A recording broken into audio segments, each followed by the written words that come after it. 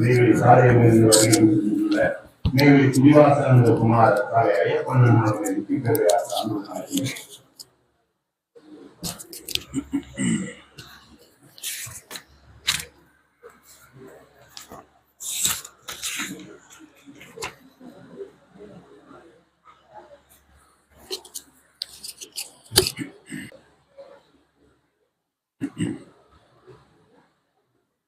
வேதமணி பீடமேனும் வேதமணி பீடமேனும் நாதனெனும் ஜீவ கூகை நாயகமெனும் சூழிலிருந்தே வேதமணி பீடமேனும் நாதனேனும் ஜீவ கூகை நாயகமேனும் சூழிலிருந்து ஓது முத்தங்கொன்றிருந்து கூவும் கூறலோசையதி ஓதிடும் வலம்புரி சங்காய் சேதம் ஒன்றில்லாத திசை நாதமதின் போதையதி தித்தித்துடம்பு பொடிக்குதே சேதம் ஒன்றில்லாத திசை நாதமதின் போதையதி தித்தித்துடம்பு பொடிக்குதே ஆதியை அறிந்திடாதலி பூமி முனூனும் சேர்த்து ஆமேன் என்று வாயிற் பேசுவாரு.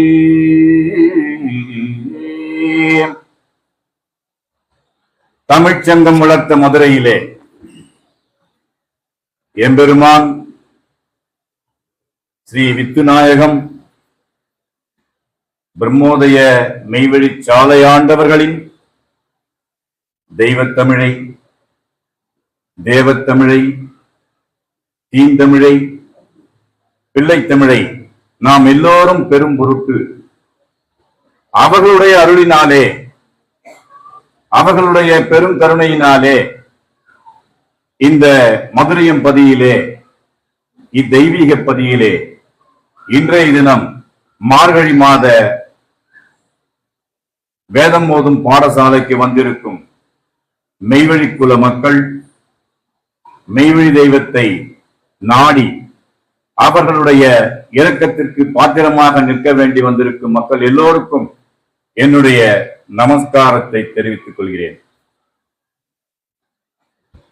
மார்கழி மாசம்னாலே சிறப்புங்கிறத பத்தி என்னன்றத நம்ம மாணிக்கண்ணன் பேசினார். அதுல வெளி உலகத்திலையும் கூட, மெய்வழி அல்லாத வெளி உலகத்திலையும் கூட அந்த விடியற் காலையில சிவன் கோயிலையும் சரி, பெருமாள் கோயிலையும் சரி, அந்த 30 நாளும் விசேஷம் நடக்கும். அந்த 30 நாளும் அதிகாலை நேரத்துல மக்கள் போயிட்டு அந்த பெருமான்களை வணங்குவாங்க. அது சைவமாகட்டும் வைஷ்ணவமாகட்டும். ஏன் அப்படின்னா ஆண்டாள் சொல்றாங்க, மார்கழி மாதம் மதி நிறைந்த நன்னாளாம். ஏன் மதி நிறைஞ்சிருக்குன்னு பார்த்தா அந்த மதியே அவதாரம் செஞ்சதுனால. எல்லாண்டு எல்லாண்டு எண்ணாய்க்கிறத்தாண்டு எவ்வேத ஆசானுமாய் பல்லாண்ட பழமை பரிசே அவதாரா இங்கோபடி கொள்ளும் குடிகாப்பே. ஆதிமான்மயத்துல தெய்வம் எடுத்த உடனே அதை எழுதி வச்சிருக்காங்க. எள்ளாண்டு எள்ளாண்டு எண்ணாய்க்கிறத்தாண்டு எவ்வேத ஆசானுமாய், இந்த பிரபஞ்சம் தோன்றின நாள்ல இருந்து உருவாக்கப்பட்ட அத்தனை வேதங்களுக்கும் ஆசான். அவங்க யாரு? பல்லாண்ட பழமை பரிசு. யாருக்கு பரிசு? நமக்கு பரிசு. ஏன் அவர் சொன்னாரு, அவங்க அவதாரம் பண்ண காலத்துக்கு முன்னாடி பிறந்தாலும் புண்ணியம் இல்லை, பின்னாடி ரொம்ப பின்னாடி பிறந்தாலும் புண்ணியம் இல்லை. ஆனா இடைப்பட்ட காலத்துல அவங்க ஒரு முடிவுக்கு வந்துட்டாங்க. ஒரு முடிவுக்கு வந்துட்டாங்கிறத இப்ப நடைமுறையில நம்ம பார்க்கும்பொழுது நம்மளால உணர முடியுது. இருந்தாலும் இந்த உலகத்துல வாழணுங்கிற ஆசையினால நாம என்ன சிந்தனையில இருக்கிறோம்னு அவங்கவுங்க பார்த்துக்க வேண்டியதுதான். அப்போ பல்லாண்ட பழமை பரிசே அவதாரம் பண்ணுச்சு. யாருக்காக? நமக்காக. இந்த கலிக்கடையிலே அவர்களுடைய அருள்னால மனித தேகம் படைத்த யாவற்றாலுக்கும் மெய்வழின்றது வேணுங்கிறதுக்காக வேண்டி இலகுவா மாத்துச்சு எல்லாத்தையும். அந்த வகையில இன்றைய தலைப்பு கொடி அப்படிங்கிறத பத்தி சிறிது பார்ப்போம். அதுக்கு முன்னாடி மார்கழி மாசத்துல சங்கு ஊதுவாங்க. நாங்கெல்லாம் ஊதணும், தொடர்ந்து ஊதிட்டு இருக்கிறோம் ஒரு வாரமா. நம்ம சகோதரர் சாலை ராஜகண்ணா வலம்புரி சங்குன்னு பேசினாரு. அவர் போன மாசம் வந்திருந்தாரு, ஏதாவது பேசுவாருன்னு பார்த்தா பேசாம போயிட்டாரு. அவருக்கு வந்தா இவர் பேச சொல்லுங்க அவங்க எல்லாரையும். இவர் பேசினார் ரொம்ப அருமையா, பெரிது சிறிது நம்ம பிள்ளைங்க பேசணும். தெய்வத்தினுடைய திருவாக்கியங்களை படிச்சு தெளிஞ்சு தேர்ந்து பேசணும். நம்ம புரிஞ்சுக்கிட்டத மக்களோட பகிர்ந்துக்கணும். அப்ப அது என்ன ஆகுதுன்னா, நிற்பதுவே பணரதுவும் தலைக்கீழாக, நீநிலைமை பூமி வரை பாய்ந்து ஓடி அப்படிங்கிற ஒரு இடத்துக்கு நம்மளை கொண்டு போய் வச்சிருங்கிறது உண்மை. அந்த வகையில இப்ப கொடி ஏற்றம் நடக்குது சாலையில. எந்த மெஞ்ஞானிகளும் கொடி ஏத்தலன்னு தெய்வம் உத்தரவு பண்றாங்க. வடலூரால் ஏத்தினாரு, அதுக்கப்புறம் தெய்வம் ஏத்துறாங்க. கொடி போட்டு முடியுமா? ஆனா அந்த கொடி ஏத்தும் பொழுது சில சம்பவங்கள்லாம் நடந்ததாக கேள்விப்பட்டேன். புதுக்கோட்டை மகாராஜா அது எப்படி நீங்க ஏற்ற போலாம் அப்படின்னு கேட்டதாகவும், அதுக்கப்புறம் விளக்கங்கள் கொடுத்து இது வேற அது வேறன்னு சொல்லி அன்னையில இருந்து இன்னைக்கு வரைக்கும் இங்க பழஞ்சாலையிலும் கொடி ஏற்றிருக்காங்க தெய்வம். ஆனா இன்னைக்கு பார்க்கும்பொழுது 64 அடி உயரம், அந்த கொடியினுடைய உயரம் 64 அடி. அதுல மேல இடிதாங்கி வச்சிருக்காங்க, மக்களுக்கு ஆபத்து வராத வண்ணம். அந்த கொடியை பத்தி விளக்குறது தான் சங்கு. சரி, கொடி எத்தனை வகையான கொடி இருக்கு நம்ம பாக்குறோம். எப்ப பார்த்தாலுமே இல்லாம கொடி தானே ஏத்திக்கிட்டு இருக்காங்க. அப்படின்னா எத்தனை கொடி இருக்கு அப்படின்னா 24 கொடி வருஷத்துக்கு ஏத்துறாங்க. உபரி கொடி ஒண்ணு வருது. ஆனா தெய்வம் இந்த கொடி எத்தனை வகையா இருக்குது அப்படிங்கிறத நமக்கு எடுத்து கொடுக்குறாங்க. நாம அதை நம்ம ஆழமா பார்க்க தெரியல நமக்கு. இன்னைக்கு திடீர்னு வரும்பொழுது இன்னைக்கு கொடி ஏத்தலாம், நம்ம இல்ல வருவாங்க, அவர் ஏத்துறாரு எனக்கும் கிடைக்கும். ஆனா தெய்வம் ஏத்தி வச்சுட்டாங்க. எல்லாருடைய சிறுசுலையும் கொடி ஏத்திட்டாங்க. அப்படி பார்க்கும் பொழுது இந்த மெஞ்ஞான கொடி முதல் எடுத்த உடனே ஜோதி கொடி ஒண்ணு, ஜோதி கொடி. இரண்டாவது வெற்றி கொடி, மூன்றாவது பூராங்கொடி, நான்காவது காவிக்கொடி, ஐந்தாவது செல்வர்கொடி செவ்வர்கொடி, ஆறாவது செல்வர்கொடி, ஏழாவது விண்ணவர்கொடி, எட்டாவது வெண்டரளக்கொடி, ஒன்பதாவது பச்சிலங்கொடி, 10வது கீந்திலின் கொடி, 11வது கொடின்னு சொல்லல குடிங்கிறாங்க, உத்தமர் குடி. அந்த இடத்துல மாத்துறாங்க. கவனிச்சு பார்த்தாதான் அது புரியும். உத்தமர் கொடி. 12வது தனியை வள்ளலின் கொடி, 13வது தவக்கொடி, 14வது முத்தர்கொடி, 15வது காமில் கொடி, 16 மெய்வழி குடி. 2 இடத்துல குடி கொடுக்குறாங்க. இப்போ கொடிக்கும் குடிக்கும் என்ன வித்தியாசங்கிறத பின்னாடி பார்க்கலாம். அதை கவனிக்கணும். என்ன கொடி கொடின்னு டக்குன்னு மெய்வழி குடியேறுன்னு சொல்றாங்களே அப்படின்னு அந்த இடத்துல கொஞ்சம் நின்று நிதானமா சீர்திக்கு பார்த்தோம்னா தான் நம்மள அங்க வச்சிருக்காங்கன்றது நமக்கு புரிய வரும். 16வது மெய்வழி குடி, 17வது கிள்ளாம கொடி, 18வது பௌர்ணமி கொடி, 19வது அனந்தர்கள் கொடி. இத்தனை கொடி நாம ஏத்திக்கிட்டு இருக்கோன்றது நமக்கு தெரியாமலே கொடிக்கு போறேன் பாக்குறோம், ஏத்துறாங்க, துந்துமி வாசிக்கிறாங்க, வணக்கம் பண்றாங்க. முடிஞ்சது, பொரியமது கொடுக்குறாங்க, வாங்கினோம் வந்துடுறோம். ஆனா இத்தனை கொடிகள் உள் கட்டமைப்புல தெய்வம் இப்படி வச்சிருக்காங்களேங்கிற அந்த உண்மை நம்ம பார்க்கல. அப்படி பார்த்தாதான் ஒவ்வொரு கொடிக்கும் ஒவ்வொரு செயல்கள் இருக்குது அப்படிங்கிறது நமக்கு தெரியும். அந்த வகையில இதை எப்படி நடத்துவாங்க அப்படிங்கிறத ஆதிமான்மயத்துல குறிப்பிடுறாங்க. பின்காலத்திலே இங்கு வந்து கூடாரித்திருந்து வரும் நாளையிலே பெரிய உடன்படிக்கை ஏற்படும் என்ற அடையாளங்களும் அதனை வைத்திருக்கும் குறிப்பு அடையாளங்களும் தங்களுடைய பெருங்குலம் பிறந்த மக்களுக்கெல்லாம் இரத்தாம்பர பொற்கச்சு மார்பணி அடையாளங்களும் அப்பொற்கச்சினுடைய அகல நீளங்களும் அதனை அணிந்திருக்கும் கட்டு தொங்கல் உள்வெளி அளவு அடையாளங்களும் மேங்குளத்து பதிப்பேற்றம் ஏறி உயர்குல புதுநாமம் புனைய பெற்றிருப்பார்கள் என்ற அடையாளங்களும் பரிசுத்த பாகையானது மக்களுடைய சிரசின் மேலே ஏறி விளங்கும்படி செய்து வைத்திருப்பார்கள் என்றும் இன்னும் தங்கள் ஆண் பெண் மக்களுக்கெல்லாம் புதுமண பதிப்பு காட்சி ஏற்றி வைத்திருப்பார்கள் என்ற அடையாளங்களும் வனாந்தரத்திலே ஏற்றி இருக்கும் கூடார சத்திய நகரத்திற்கு பயங்கர மதில் எழுப்பி இருப்பார்கள் என்ற அடையாளங்களும் வனாந்தரத்தில் கொடி நாட்டி, கொடி ஏத்துறதா நாட்டுறதா இங்கேயும் கவனிக்கணும். ஒரு ராஜாங்கத்துல ஒரு அரசன் இன்னொரு அரசனோட போர் புரிஞ்சு அவனை ஜெயிச்சுட்டு அவனுடைய கொடியை இறக்கிட்டு இவனோட கொடியை அங்க நாட்டுவான். அதுதான் நாட்டுறதுன்னு பேரு. ஏத்துறது வேற, நாட்டுறது வேற. இது நம்ம சிந்தனை பண்ணி பார்த்தாதான் நம்ம அறிவுல பளிச்சுன்னு தெரியும்.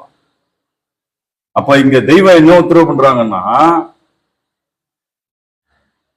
சத்திய நகரத்திற்கு பயங்கர அக்னி மதில் எழுப்பி இருப்பார்கள் என்ற அடையாளங்களும் வனாந்தரத்தில் கொடி நாட்டி.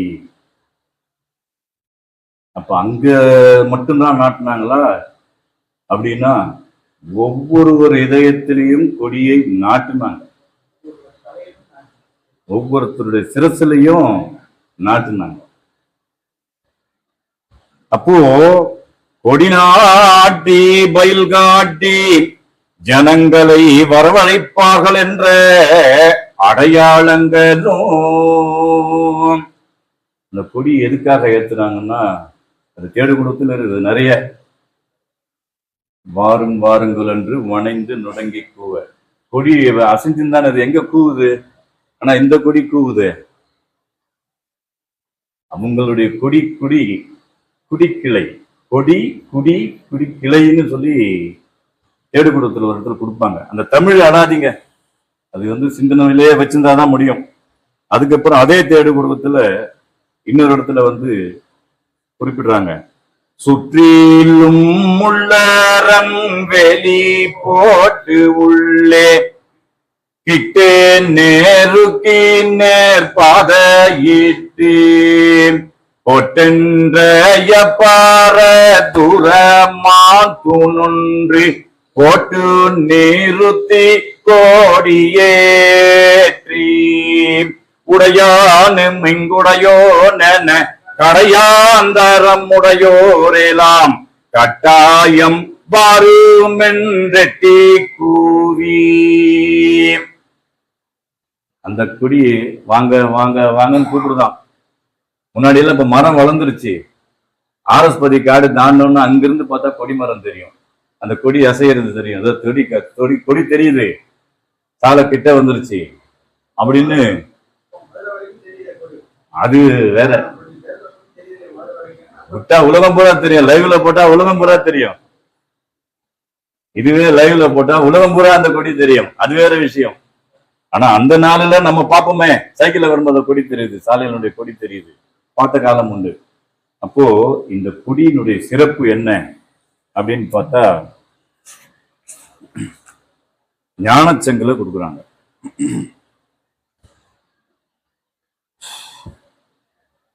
ஞானச்சங்கில இந்த கொடியினுடைய சிறப்புகளை அடிக்கி கொடுக்குறாங்க.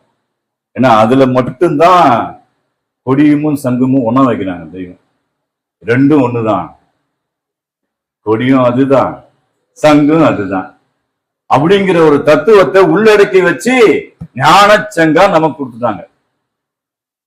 அதுல பார்க்கும்போது, சொன்ன என்ன நாட்டில் விடி வெள்ளி கிளம்ப சோதி கோடி ஏறும் என்று ஊதிடும் சங்கே. அதுக்கடுத்து, வேதமணி ஆழியில் விடி வெள்ளி கிளம்ப வெற்றி கோடி ஏறும் என்று ஊதிடும் சங்கே. ஊந்தூரை நன்னாடர் வீடி ஊந்தூரை நன்னாட்டில் வீடி வெள்ளி கிளம்ப பூராங்கோடி ஏறும் என்று ஊதிடும் சங்கே. கங்குல் பகலட்ட விடி வெள்ளி கிளம்ப காவிக்கோடி ஏறும் என்று ஊதிடும் சங்கே. செங்கமல வாவியில் விடி வெள்ளி கிளம்ப செவ்வற்கோடி ஏறும் என்று ஊதிடும் சங்கே. வேதவள நாட்டில் விடி வெள்ளி கிளம்ப வெண்தரல கோடி கண்டி ஊதிடும் சங்கே. அதுக்கப்புறம், பஞ்சவர்கள் நாட்டில் விடி வெள்ளி கிளம்ப பச்சிலன் கொடி ஏறும் என்றூதிடும் சங்கே. பிள்ளைவள நாட்டில் விடி வெள்ளி கிளம்ப இந்திலின் கொடி ஏறும் என்றூதிடும் சங்கே. ஓங்காரன் நன்னாட்டில் விடி வெள்ளி கிளம்ப உத்தமர் குடியேறும் என்று ஊதிடும் சங்கே. முக்கியமா வெள்ளிக்கிழம்பன்னு சொல்றாங்க. வெள்ளின்றது என்ன? இந்த இடத்துல கொஞ்சம் சிந்திக்கலாம். நான் பாட்டுக்கு பாடிக்கிட்டே போயிட்டோம்னா எல்லாரும் படிக்கிற பாட்டு தான். ஆனா ஏன் வெள்ளி கிளம்பணும்னு சொல்றாங்கன்னு நம்ம நினைச்சு பார்க்கணும். வெள்ளின்னா என்ன?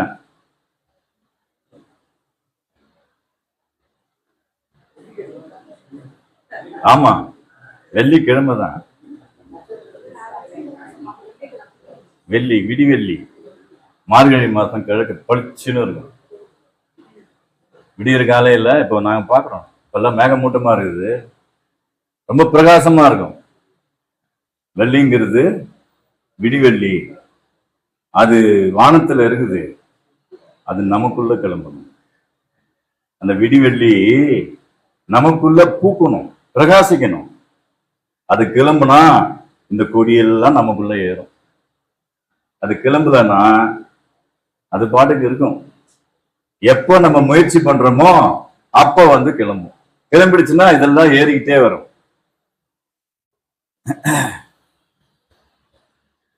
அது எங்க ஏறணும், அதைதான் உத்தரவு பண்றாங்க தெய்வம். எங்க ஏறணும் தெரியுமா? எங்க கிளம்பணும் வெள்ளி தெரியுமா? தன்னிருதய நன்னாட்டில் வீடி, அவங்க இதயத்துல, அவங்க உள்ளத்துல, தன்னிருதய நன்னாட்டில் வீடி வெள்ளி கிளம்ப அங்க என்ன கொடி ஏறுது? தணிகை வள்ளலின் கொடி ஏறுது. இப்ப தணிகை வள்ளலினுடைய கொடி யாரு? தெய்வம். அப்போ அவங்க நம்ம உள்ளத்துல ஏறிடும். இந்த ரகசியத்தை இப்படி நம்ம பேசலன்னா தெரிய வருமா? நல்லா அழகா ராகமா படிச்சுக்கிட்டே போயிடுறோம். கொடி எங்க ஏறணும், வெள்ளின்னா என்ன, அந்த வெள்ளி எங்க கிளம்பணும், அப்படி கிளம்புறதுனால என்னென்ன நடக்குது, அப்போ அது எங்க ஏறணும்?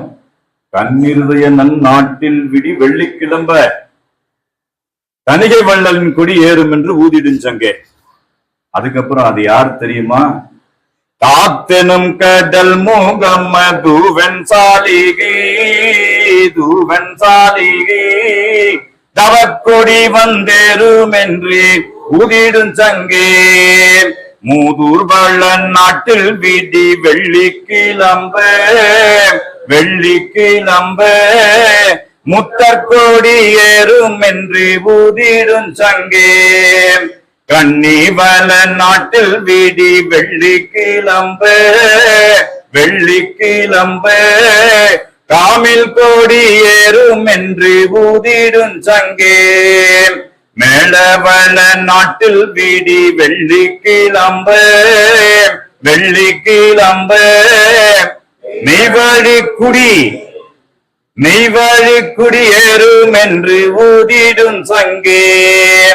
கீழ்வான் வெள்ளை நாட்டில் வீடி வெள்ளி கிளம்ப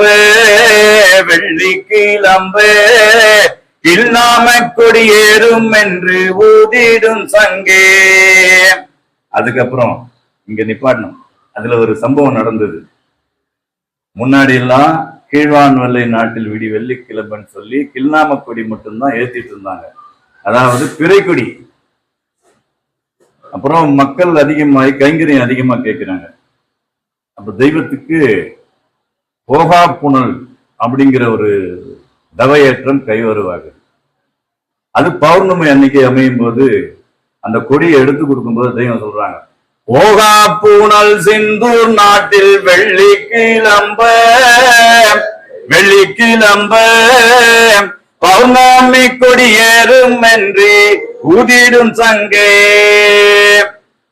போகா புனல் அந்த கைவரவானது இன்னிலிருந்து பௌர்ணமி கொடி ஏத்தும் போது இதை சொல்லி ஏத்துங்கடா, அதுக்கப்புறம் தான் மற்றதெல்லாம் சொல்லணும் அப்படின்னு தெய்வம் உத்தரவானதாக அண்ணாங்க சொன்னாங்க. அதுக்கப்புறம் ஆதிஜோதி நாட்டில் வீதி வெள்ளி கிளம்ப அனந்தர்கள் கொடி ஏறும் என்று ஊதுது சங்கே. தெய்வம் அனந்தர்கள் சிரசுல சிரவமகரத்தை கொடுத்தாங்க, அனந்தர்கள் கொடி ஏறுச்சு. ஆனா 1976 அப்புறம் காவி கொடை இறக்கிட்டு வெண்கொடி ஏத்துனாங்க. இது ஏன் இப்படி மாத்தினாங்க? எதுக்காக தெய்வமே இப்ப இது காவி கொடியா இருந்தது எதுக்கு வெள்ளையா மாத்துனீங்க அப்படின்னு நம்ம அண்ணாங்க யாருமே அவங்க கிட்ட கேள்வியை எழுப்பல. ஏன் அப்படின்னா அவங்க தெய்வம் ஒரு உத்தரவுன்னு இருப்பாங்களே தவிர ஏன் எதுக்கு என்னன்னு கேள்வி கேட்கிற வேலையே கிடையாது. ஆனா தயவா கேட்டு இருந்தா அந்த தயாபரன் சொல்லியிருப்பாரு, டேய் வருங்காலம் எல்லாம் இதுதான், நான் என்னை மாத்திக்க போறேன், நான் கன்னி விராட்டாவத்துக்கு ஏக போறேன், பதிமறைவுக்குள்ள போக போறேன், இனிமேல் ஏத்துற கொடியில வெண்கொடி தான் அப்படின்னு உத்தரவிட்டு இருப்பாங்களா என்னமோ. இது என்னுடைய கற்பனை, அது நம்ம கற்பனைக்கெல்லாம் எட்டாது. அப்படி கேட்டிருந்தா கண்டிப்பா நமக்கு விடிவு கிடைச்சிருக்கும், விடைகள் கிடைச்சிருக்கும், இன்னும் சிறப்பா இந்த மெய்வழி இன்னும் நல்லா நடக்கும். ஆனா அவங்களுடைய ஆட்சி நடக்குது. அப்படி தெரிஞ்சு நம்ம பண்ணோம்னா நம்மளுடைய அறிவுல போயிடுமோன்னு சொல்லி அதை அந்த கபட நாடக சூத்திரதாரி பொம்மலாட்டம் மாதிரி நம்மளெல்லாம் இயக்கிட்டு இருக்கிறாங்க, பின்னாடி இருந்து இயக்குறாங்க. நானு ஒருத்தர் ஓடுவார், அப்புறம் அவரை பின்னாடி தள்ளிட்டு இன்னொருத்தர் வருவாரு, இன்னொருத்தர் போயிட்டு இன்னொருத்தர் வருவாரு. ஆக மொத்தத்துல அவர்களுடைய கொடி ஏறிக்கொண்டே இருக்கும். அதுல எப்பவுமே தட முடியாது. தடையற்ற நெடுங்காலம் வரைக்கும், இக்காலம் தொடுத்து தடையற்ற நெடுங்காலம் வரைக்கும் இது இருந்துட்டே இருக்குன்னு சொல்லிதான் வடலூரார் சொல்றாரு. அந்த படிக்கு பார்க்கும்பொழுது இந்த கொடியெல்லாம் என்னன்னு பார்த்துட்டோம். ஆனா அந்த கொடி யாரு? நீ எல்லாம் படிச்சுட்டாப்பா, ஞான செங்கலை தணிகை வள்ளலின் கொடியின் பாட்டுல தான் சொல்லிட்டேல்ல, அதை நிரூபிக்க முடியுமா உன்னால அப்படின்னா நிரூபிப்போம். ஏன் அப்படின்னா அவங்க எழுதி வச்சிருக்காங்க. வாக்கியத்துல நம்ம தெளிவடையறதுக்காக வேண்டி தெய்வம் எழுதினாங்க.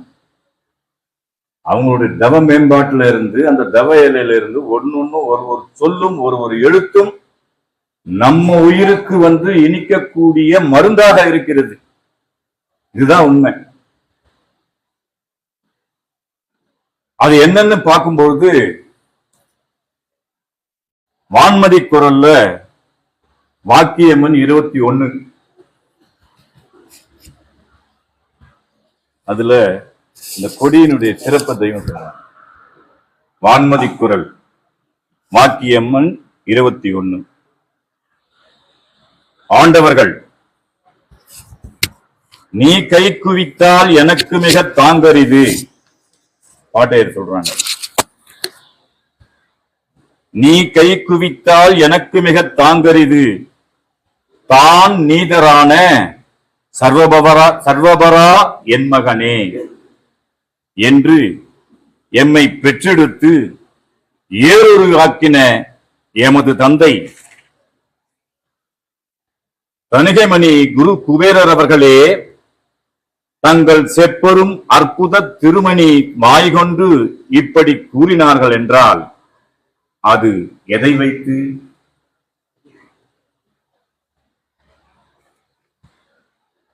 நீ கை குவித்தால் எனக்கு மிக தாங்கரிது, தான் நீதரான சர்வபரா என் மகனே என்று எம்மை பெற்றெடுத்து ஏறுருவாக்கின எமது தந்தை தணிகைமணி குரு குபேரர் அவர்களே தங்கள் செப்பரும் அற்புத திருமணி வாய்க்கொண்டு இப்படி கூறினார்கள் என்றால் அது எதை வைத்து? இதுவரை யாரும் எட்டி ஏறி அறியாத எம்முடைய தவையேற்றத்தை வைத்துத்தானே அவர்களின் அந்த சத்திய வாய்மை வெளியாகி இருக்க வேண்டும் என்று அருளிச் செய்த பின் பூராங்குடி ஏற்று விழா நடத்த உத்தரவிட்டார்கள். அது நேரம் தாத்தினும் கடல் மோகம் தூவன் சாலிகு தவக்கொடி வந்தேறுதென்று ஊதிடும் சங்கே தன்னிருதயனம் நாட்டில் வீடி வெள்ளிக்கிளம்ப தணிகை வள்ளலின் கோடி என்றூதிடும் சங்கே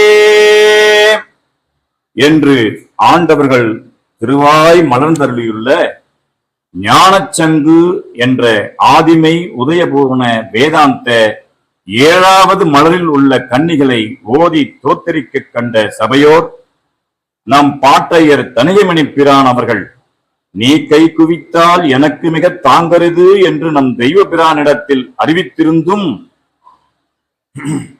தணிகை வள்ளலின் தவக்கொடி வந்தேறுது என்று கூறி வைத்துள்ள இதை கேட்டு ஆச்சரியம் பிறங்க வியந்து நிற்க ஆண்டவர்கள் தங்கள் திருமேனியை காட்டி இது பூராவும் அவர்களின் தவவலுவால் விளைவேற்றி ஆக்கப்பெற்ற உருதானே. நல்லா நினைச்சு பாருங்களேன். கொஞ்ச நேரம் அப்படியே போங்க. நம்ம பெரியவங்க எல்லாம் போயிட்டாங்க, இப்ப நம்ம போவோம். நம்ம அறிவு எவ்வளவு தூரம் போதோ அவ்வளவு தூரம் சிந்திப்போமே. என்ன இப்ப குறைஞ்சு போச்சு? தங்கள் திருமேனியை காட்டி இது பூராவும் அவர்களின் தவவலுவால் விளைவேற்றி ஆக்கப்பெற்ற உருதானே. அப்படி ஆக்கப்பெறலனா இன்னைக்கு நாம உட்கார்ந்து பேச முடியுமா? சிந்திக்க முடியுமா? நம்ம ஜீவன் தான் கடை தேருமா? அந்த ஒரு நற்றுமேனியனுடைய பாடு சாதாரணமான பாடா? ஏற்கனவே பேசணும். ஏதோ பக்கத்திலே திருப்புறம் பண்றோம். ஆடு மேய்க்கும் தொழிலாபரணத்தை கொடுத்தாங்க. அண்ணன் படிச்சார். 9 வயசா இருக்கும்போது இந்த செல்வம் ஆவினங்கள் தான் அந்த காலத்துல செல்வம் மிகுந்துடுச்சு. அதுக்கு நம்ம பிரானவர்களையாவது மேய்த்து வர சொல்லலாமான்னு நினைக்கும் போது நான் மேய்த்து வருகிறேன் என்று கோல் பிடித்து எழுந்தார்கள். நல்ல விளையாட்டு கிடைத்ததாக எண்ணி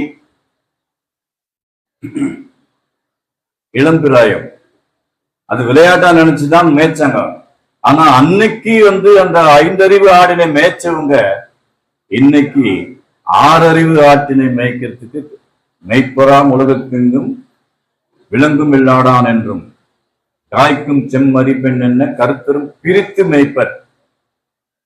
வெள்ளாடு இது செம்மறி ஆடு இதுன்னு பிரிச்சுதான் நம்மளெல்லாம் இன்றளவும் மேய்ச்சிட்டு இருக்கிறாங்க. அன்னைக்கு கோல் பிடிச்சு எழுந்தவங்க இன்னும் ஓயல. கடைசி நொண்டியாடும் வரும் வரை எனது பட்டி திறந்தே இருக்கும். அது யாருன்னு தெரியாது. தௌபா என்னும் பாவ மன்னிப்பு வாசல் அடிபடும் நேரம் வந்து விட்டதுன்னாக்கா ஜனனம் கிடையாது. எல்லாம் ஸ்டக்காகி போய் நிற்கும். அந்த நாள் எந்த நாளோ நமக்கு தெரியாது. ஆனா நம்ம உஷாரா இருக்கணுமா வேணாமா? அந்த அக்னி நம்ம நினைவுல சதா இருக்கணுமா வேணாமா? அப்படி இருந்தால் தப்பிப்போம், இல்லை என்றால் சிக்கிக்கொள்வோம் என்ற அச்சப்பாட்டுல நாம வாழணும். அப்படிங்கிறது அவங்களுடைய உத்தரவு. தங்கள் திருமேனியை காட்டி இது பூராவும் அவர்களின் தவவலுவால் விளைவேற்றி ஆக்கப்பெற்ற உருதானே.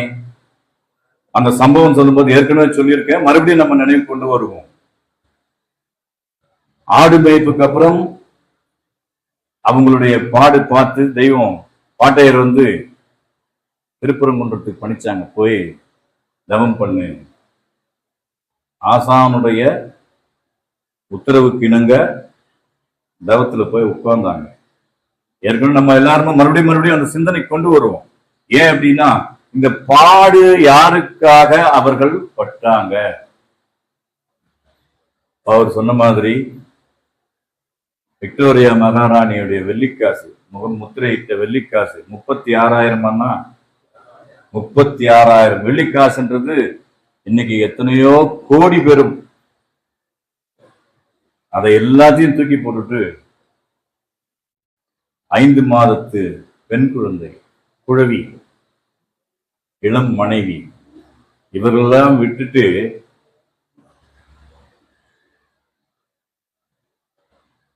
சாடை வழியே சைக்கினை தோண நீ வா அப்படின்லாம் கூட உத்தரவுலாம் சொல்லல பாட்டையர். அவங்க எழுதுறத நம்ம கவனிச்சாதான் அவங்க என்ன சொன்னாங்க, எப்படி அதை அவங்களுக்கு சொல்லியிருப்பாங்க. உத்தரவு போடுறதுன்றது எப்படின்னா அவ்வளவுதான். சாலை வழியினே சைக்கினை தோண ஓடினான் உன் கை பிடித்தேன், என்னவோ இந்நாள் என் வடிவு மாற்றி என் பேர் எடுத்து என் வடிவு மாற்றி உன் பேரு வைத்து உன் வடிவம் தந்த உத்தம சுத்த உறுதி நாயகமேனு பாட்டையர் பின்னாடி தெய்வம் இறைஞ்சிறாங்க. அவங்கள அவங்களுடைய நாமம் கொடுத்து மாத்தினாங்கன்னு சொன்னா நம்ம தெய்வம் என்னவா ஆக்கி வச்சிருப்பாங்க.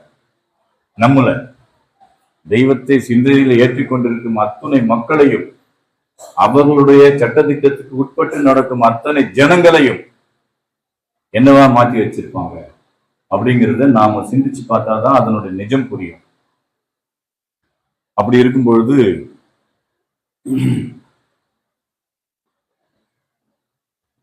இது பூராவும் அவர்களின் தவவலுவால் விளைவேற்றி ஆக்கப்பெற்ற உருதானே. இது அவர்கள்தான். போட்டு உடைக்கிறாங்க ரகசியத்தை. இது அவர்கள்தான். சிந்திச்சா திக்குன்னு நம்ம என்னடா அது ஆச்சரியம் பிறங்கும், புலங்காகிதம் அடையும். நம்ம அண்ணன் சொன்ன மாதிரி ஆனந்த கண்ணீர் வரும். உண்மை உணர்ந்தால், நிஜத்தை உணர்ந்தோம்னா ஆனந்த கண்ணீர் கண்டிப்பா வரும்.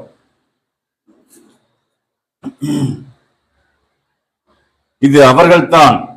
ஆகவே அவர்கள் கொடிதான் ஏறிற்று.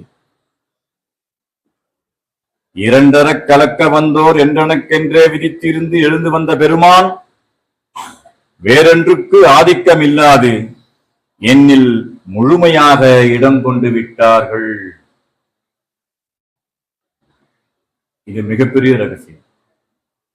பாட்டையர் போய் மறுபடியும் புனேன் போயிட்டு அங்க போயிட்டு அடக்கானாங்க. நான் போய் பார்த்துட்டு வந்தேன். அங்கிருந்து தான் நான் வந்து குருமணி மாலை நபிகள் நாயகம் ரவுலா ஷரீஃப்ல இருந்து குருமணி மாலை எழுதினேன் அப்படிலாம் உத்தரவு பண்ணாருங்க. இந்த இடத்துல நாங்க 2 பேரும் ஒன்னாயிட்டோம். அப்போ எங்க போனாங்கன்னா இவங்க பரமாத்மா. அப்ப பரமாத்மாட்ட எல்லா ஜீவனும் போய் உள்ள ஒடுங்கிடுது இல்லையா? பாட்டையாவும் அவங்களோட கலந்துட்டாங்க. அப்படிங்கிற ரகசியத்தை எங்களுக்கு நமக்கு வந்து தெய்வம் இந்த வாக்கியத்துல வெளியாக்குறாங்க. இதை வந்து கூர்மதி கொண்டு நம்ம சிந்திக்கலன்னு சொன்னா நம்ம அறிவுக்கு நிச்சயமா எட்டாது. படிக்கலாம், படிக்கிறதுக்கு ஒரு பொதுவான பலன் தெய்வம் கொடுத்துருவாங்க. அப்போ நீ வந்து படிப்பதாயின் என்னுடைய நூட்களை நீ வந்து நுணுகி நுணுகி படிக்க வேண்டும் சொல்றாங்க. ஒரு எழுத்துக்குள்ள ஒரு எழுத்துக்குள்ள வாசகத்துக்குள்ள உள்ள போது நம்ம போவோமா, நம்ம நினைவு போவோமா? நம்ம நினைவை கொண்டு செலுத்தினாதான் அது பயணப்பட ஆரம்பிக்கும். இந்த பயணம் எங்க முடியும்? அடக்கத்துல தெரியும். நம்ம எவ்வளவு தூரம் இதுல பயணப்பட்டிருக்கிறோம் அப்படிங்கிறது அடக்க நாள்ல தெரியும். அப்போ 2 கலக்க வந்தோர் என்றனுக்கென்றே விதித்திருந்து எழுந்து வந்த பெருமான் வேறொன்றுக்கு ஆதிக்கம் இல்லாது என்னில் முழுமையாக இடம் கொண்டு விட்டார்கள் என்று இவ்வாக்கியத்திலே நமக்கு வந்து தெய்வம் அந்த கொடியெல்லாம் யாரு? இத்தனை கொடி இருக்கு. இத்தனை கொடியும் யார் அப்படின்னா அவங்கதான். அதோட இல்லாம கடைசியா கொடி ஏத்தணும்னு நம்ம போய் ஒரு பாட்டு படிப்பாங்க. கொடி ஏத்தின உடனே அந்த கொடி நிகழ்ச்சி வந்து நிறைவு பெறத்துக்காக வேண்டி ஆசீர்வாதமா தெய்வம் வந்து ஒரு பாட்டு எழுதி வச்சிருப்பாங்க. அதுல பாத்தீங்கன்னா இந்த கொடி வந்து என்ன செய்யுதுன்றத சொல்றாங்க. காப்பீடத்தே கரியோளிரும் கானகத்தே காப்பீடத்தே கரியோளிரும் கானகத்தே காசினியில் மனுஷதளம் கண்டறியே மீட்புடைய மதிவீருத்த வேத நெறி மலைநாடும் காட்டினிலே வளரும் தபம்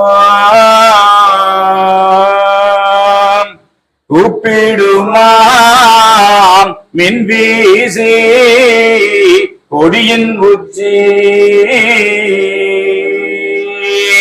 இந்த உலக மக்களை எல்லாம் எங்கேயோ போய் பஸ்ஸுக்கு நின்றுட்டு இருப்போம். அங்கிருந்து ஒருத்தர் வருவாரு, இது என்னங்க தலைப்பா கட்டிட்டு இருக்கீங்க, என்னங்க கேட்பாரு. உனக்கு நேரம் இருக்கா? இருக்குது, சரி உட்காரு. நம்ம பேசியே ஆகணும். நம்ம வேலை கெட்டாலும் பரவாயில்ல, கேட்டுட்டான்ல சொல்லி ஆகணும். சொல்லுவோம், சிந்திப்பாங்க, அப்புறம் சபைக்கு வருவாங்க, தெய்வத்தை ஏற்றுக்குவாங்க. நம்ம கூப்பிட்டது எது? இந்த கொடி. அப்படி நாம சொல்லலைன்னா தீர்ப்பு நாள்ல அந்த ரத்தப்பழி நம்ம கிட்ட கேட்கப்படும். ஏண்டா சொல்லல? கேட்டான்ல, தலப்பா கட்டியிருக்கீங்களே, இது என்ன ஏது எங்களுக்கு சொல்லுங்க அப்படின்னு கேட்டான்ல. நான் உனக்கு சொன்னல, மப்பனுக்கு சொன்னல, அவரு வந்து சேர்ந்தான்ல, நீ வந்து பிறந்தல, உனக்கும் நான் தெரிவிச்சேன்ல, ஏன் சொல்லல அப்படின்னு கேள்வி கேட்டா முழிக்கிற இடத்துல நம்ம இருக்கக்கூடாது. தெய்வமே நான் சொல்லிட்டேன், தெய்வமே என் கடமை முடிஞ்சது. ஒரு அன்பர் வந்தாரு, சந்திச்சாரு, பேசினாரு, ஆலயத்துக்கு கூட்டிட்டு போனேன், தரிசனம் பண்ணாரு. கேட்டுக்கங்க, புதுசா வர்றீங்க, இவங்க தான் உயிர் காக்கிற தெய்வம். நம்ம உயிரெல்லாம் மோட்சத்துக்கு கூட்டிட்டு போவார். பரமபதம், சிவலோகம், இந்த எத்தனை மதங்கள் இருக்குதோ அத்தனை மதங்களுடைய உட்பொருளை வந்து நிரூபணை செய்து அந்தந்த மதக்கர்த்தர்கள் அந்த எல்லையை என்னவா கூப்பிடுறாங்களோ அந்த எல்லைக்கு கூப்பிட்டு போற தெய்வம் இவங்க தான். இவங்க கிட்ட வந்து நீங்க பாத்துட்டீங்களா, மெய்வழி பத்தி கேள்விப்பட்டீங்களா, 4 மாசமா பேச்சியாச்சு இல்ல, வந்தீங்களா? தெய்வமே, நானும் மனித பிறவி எடுத்துட்டேன், என் உயிரை காப்பாத்துங்க. இன்னும் 3 நிமிஷம் இருக்கு. இல்ல, சந்திரனா தான் வருவான்னு தான் எங்க நம்ம நினை பாக்குறாரு. இவனும் பேசிக்கிட்டே இருக்கிறாரு. நான் பார்த்து பார்த்து பேசிக்கிட்டு இருக்கேன், உங்களையும் பார்க்கிறேன் அங்கேயும் பார்க்கிறேன் அப்படின்னு சொல்லிட்டு, தெய்வமே நான் மனித பிறப்பு எடுத்துட்டேன், என்னுடைய உயிரும் மீட்படையணும், எமங்கிட்ட காட்டி கொடுத்துடாதீங்க தெய்வமே, காப்பாத்துங்க தெய்வமே அப்படின்னு கேளுங்க அப்படின்னு அவரு கேட்டாரு. நான் சொன்னேன், என் கடமை முடிஞ்சு போச்சு, என் கடமை முடிஞ்சு போச்சு. என்னங்க எப்படி சொல்றீங்கன்னா, ஆமா யாருன்றத தெரிவிச்சாச்சு, இனிமே நீ ஆச்சு அவராச்சு, இதுதாங்க நம்ம கடமை. அதனாலதான் தெய்வம் எழுதுறாங்க, கூப்பிடுமா மின்வீசி கொடியின் உச்சி. அது எந்த பரம்பரை? குருதேவ பரம்பரையில் கலையெழுந்தி காப்பான ஆதிதேவ ரகசியங்கள். அந்த காப்பான ஆதி தேவ ரகசியங்கள் எல்லாம் தெய்வம் என்ன பண்ணாங்க தெரியுமா? அரகசியமாக்கிட்டாங்க, வெளியாக்கிட்டாங்க.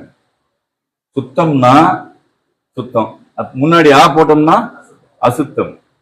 ரகசியம் இருக்கு, ஆ போட்டா அரகசியம். ஆதி சபேசிய அரகசியம்னு ஒரு இடத்துல கொடுப்பாங்க. ரகசியத்தை நான் வெளியாகிட்டேன், அந்த கண்ணை நீ பெற்றுக்கொள். அதனாலதான் அந்த அம்மா பாடினாங்க, பெரியதாயம்மா, கண்ணே என் கண்மணியே கல்பூ கனிரசமே என்ன தாபம் செய்தேனோ இங்கு வந்து நீ பிறந்தாய். அவங்க பிறந்ததுனாலதான் இந்த மெய்வழி நமக்கு சித்திச்சுது. பெருங்குல மக்களாய் தேவ மக்களாய் நாம் ஆனோம். அப்ப காப்பான ஆதி தேவ ரகசியங்கள் கண்டறிந்த தேவர்களே இதற்குரியாம் என்று கூறி இந்த கொடியினுடைய சிறப்பை நாம் எல்லோரும் பெறுவோம். நம்முடைய தெய்வமோர்களின் பாதார விந்தங்களிலே பரிபூரண சரணாகதி அடைந்து அவர்கள் அளக்க நிற்கும் நீதி புதுவாழ்விலே மனங்கூடி சேர்ந்து பொல்லா பிறப்பினை ஒழித்து நாம் எல்லோரும் மெய்வழியில் குடி ஏறுவோமாக என்று கூறி என்னுடைய முத்திப்பேருரை மீண்டும் தொடரும். அனைவருக்கும் நமஸ்காரம், நமஸ்காரம், நமஸ்காரம்.